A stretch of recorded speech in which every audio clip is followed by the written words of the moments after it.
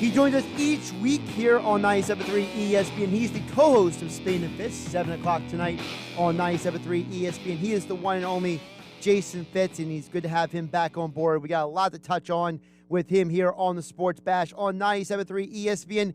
Jay, long time no see. How you been, man? Man, I'm good. How are you?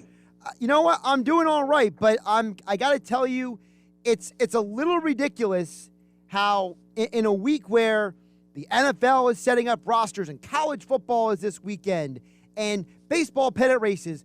But the one thing that has Philadelphia sports fans losing their mind right now is Ben Simmons. So I got to start there because I got to ask you, what is the national perspective on this Simmons stuff? Because it seems like from the Shams report on Monday to Keith Pompey's report in the Philadelphia Inquirer yesterday, everyone is reporting this stuff.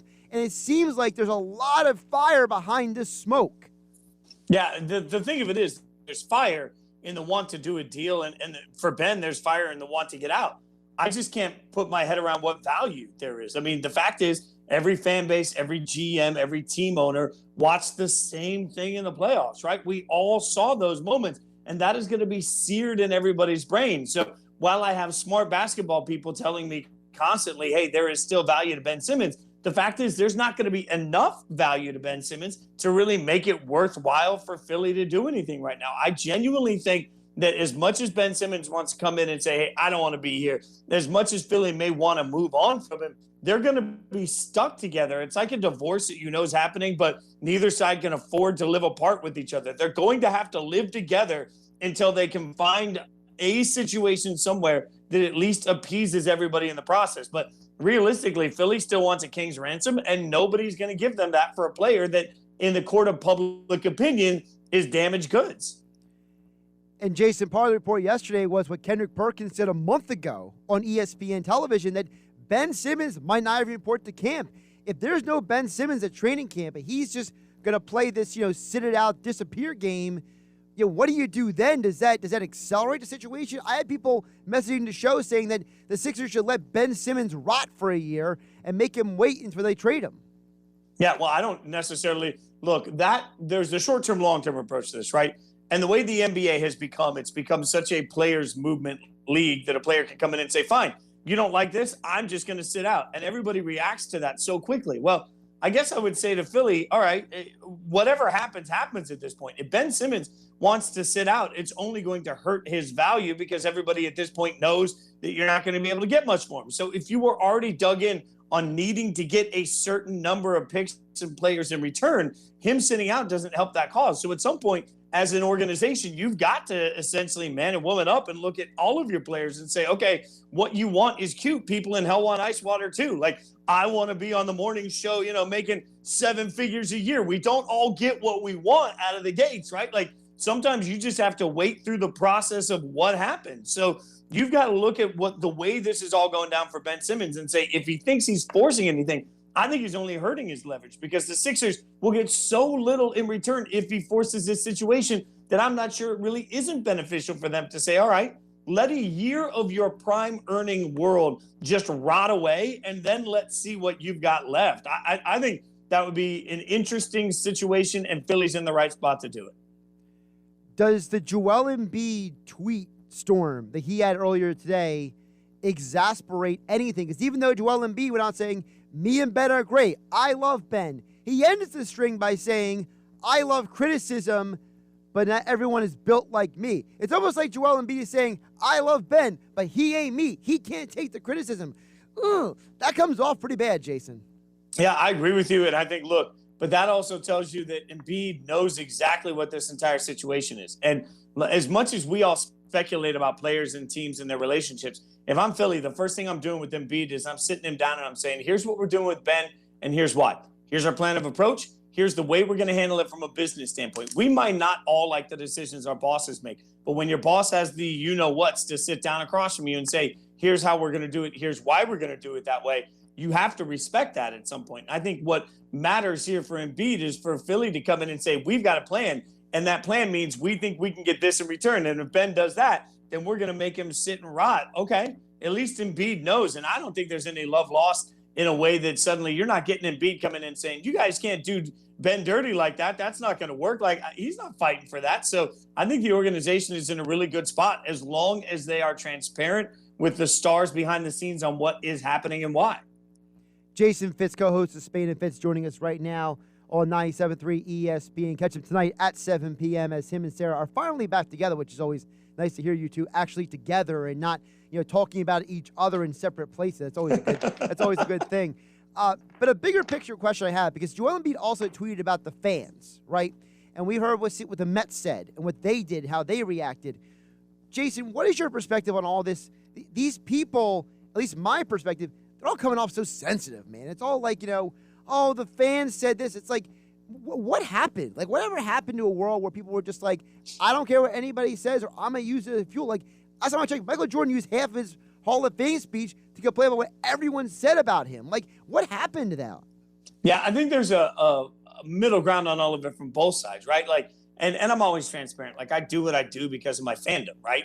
It's not that long ago that I was sitting there yelling at ESPN just like everybody is now, right? And so for me, the one thing about it is this, and I hear a lot, and I've heard this a lot on social media, well, we pay their salaries. No, let's be really clear. You don't. You pay the team, and the team pays their salaries. So there is a massive middleman in the middle of all of this. And in my mind, if fans want to boo a player, absolutely they're right. Also, if players want to boo the fans, absolutely they're right. And that's okay. Like, we don't have to love all of our favorite team's players, and they don't have to love all of us. We just all have to find a way to work together for success. And that's the portion of it I think that matters the most. To me, and I used this example last night on air, if I go into a hardware store, I went into Lowe's the other day, and they had this like Halloween animatronic thing I wanted, and couldn't find an employee anywhere. And I'm running around the whole store looking for him. He finally comes up. He's kind of rude. He scans it, and he's like, yeah, we don't have any in stock. And he just walks away. So I ordered it on the app. But in the moment, I didn't look at him and say, hey, man, I'm paying your salary. I'm buying stuff at Lowe's. I pay for you. You are going to be nice. If I go to Starbucks and there's a really long wait for coffee, do I look at the barista and say, wait a minute, I'm paying your salary? No, but we do this with athletes, and I just don't understand it. Understand that what we pay for is the right to go to a game. And when I go to the Raiders Monday night opener in a couple of weeks, I will have been paying money to the Raiders, not to Derek Carr. And if Derek Carr has a bad game and I want to boo him, he can boo me right back. At the end of the day, we all need to just relax on all of this. But remember one important thing that we all say, winning cures everything. I mean, Javi Baez goes in, wins the game. 2 nights ago, he won the game from getting home from first, right? Like, are we saying the same things about him now? So winning will cure all of that for everybody. That is true. That is true. Jason, also you are heavily involved in college football coverage. And by the way, everyone check out Jason's retweet of what he went through in Atlanta, because first of all, the spread you guys had down there is one of the most epic things I've ever seen in my life. Like, that's enough food to supply some people for a week, for goodness sake. Yeah, no, we're riding fancy now. It's funny because we started this whole digital world, especially. I'll never forget, I started my first digital show, was our first digital show ever for ESPN. They'd never done one. And it was me sitting on Mike Golick Jr.'s couch for a playoff rankings reaction show. And I was wearing an inflatable Halloween costume, like looking like an idiot. No idea. And they were literally doing the show on iPhones. And now there's these massive crews and everybody's there and all these big sponsors. And like, it's a surreal moment when you look around and you say, man, things are going, like, at least people are starting to notice those. And I'll be tweeting out, by the way, my entirety of my digital schedule for college football and the NFL. But, in addition to 5 days of radio, about 6 days a week, I'll be on covering anything with a football on our digital platform. So it's cool that we've gotten that far. It's awesome. And I got to ask you about college football, because I'm probably the most college football obsessed person in the building. Let me tell you otherwise. I am a straight up guys watching from 12 to 12, basically. So I got to ask you, this is a crazy weekend. Thursday through Monday, you have all these games. And it's like, is there a game that stands out to you? Like, I know everyone loves the Clemson-Georgia game, but it's like, is there a game that's not Clemson-Georgia that's got you salivating? Yeah, so, and look, I think there's a couple of games that stand out on the list other than Clemson-Georgia. And let's remember, for Clemson and Georgia, no matter what happens in that game, neither team's really going to be eliminated from a national championship competition. I do think it's going to be interesting to see Miami against Alabama. I think the Tide are going to just crush them. But what's interesting to me is now that there's over $1 million in De'Ara King's pocket from name, image, likeness as Miami's starting quarterback, what's the pressure situation like around him? That's really interesting to me. And I'll also say the same with Ohio State. I mean, Ohio State opening up on Thursday against Minnesota. You know, there has got to be, at some point, Minnesota's got to be able to be competitive in these types of games. And if you can't be competitive with a new starting quarterback situation, I understand that Ohio State brings back a ton of real weapons, but I'm really looking straight at Minnesota saying, hey, if everybody believes in Minnesota and the row the boat thing, at some point you got to be able to row the boat to some level of competitiveness. So I think that matters a lot going into the weekend. And Penn State, Wisconsin, also sneaky to get out of the gates. Like to get that sort of a game is a little surprising to me, to have that come so early when those programs need signature wins. So I need you to settle a little debate for me, because I've heard countering opinions this week about two specific games. I want to start with the Boise State UCF. I've heard one side of the stable say, hey, Boise's going to hot Florida. They're going to be able to handle the heat and the humidity down there. And the other side I've heard is, well, you know, UCF can't play defense because of Gus Malzahn. So, you know, which side is right? How do you look at this game?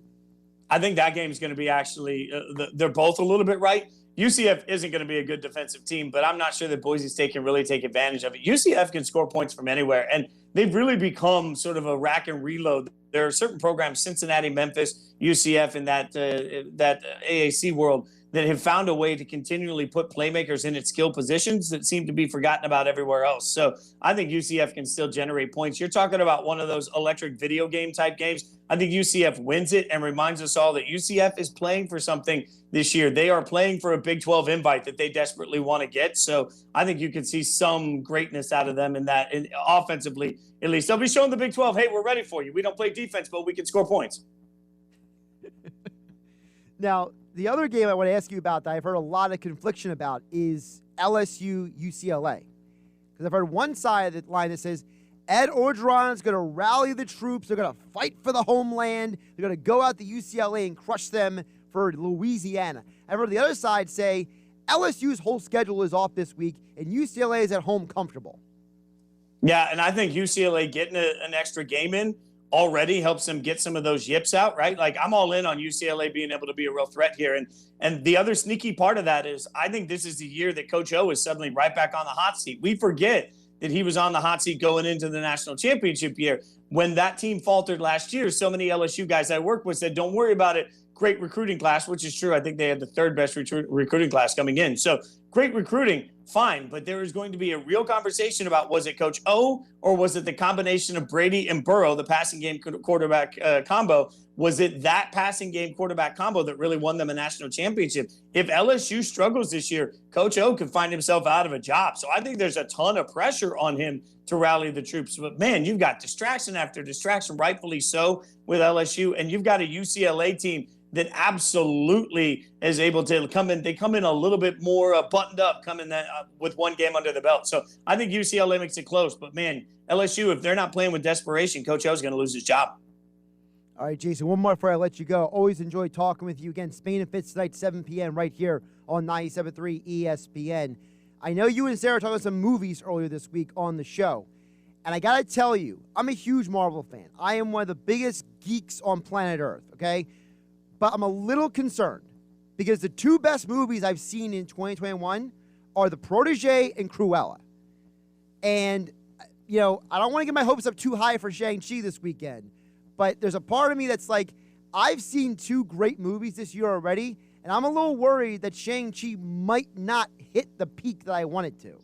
Yeah, I'm with you on that 1,000%. By the way, Cruella, sneaky good. Like, yes. I was stunned by that. Like, I went in expecting it to be okay. It's not okay. It is great. Yes. And I watched it twice now, so that tells you how good it is. I'm all in on that. I'm not sure anything's going to live up to that. And by the way, you guys know, everybody knows I'm a horror movie fanatic. So this is just the beginning of anxiety because I really don't know what to think about another Michael Myers movie. Like, I'm all in on the Halloween franchise. It's life for me. Plus, there's a Scream 5 coming out in January now. So, like, I'm just getting ready for a whole fall of disappointment. You know, hopefully Marvel can live up to the expectations they always do. But I'm jaded right now. I'm guarded through the entirety of the fall and not knowing what to expect.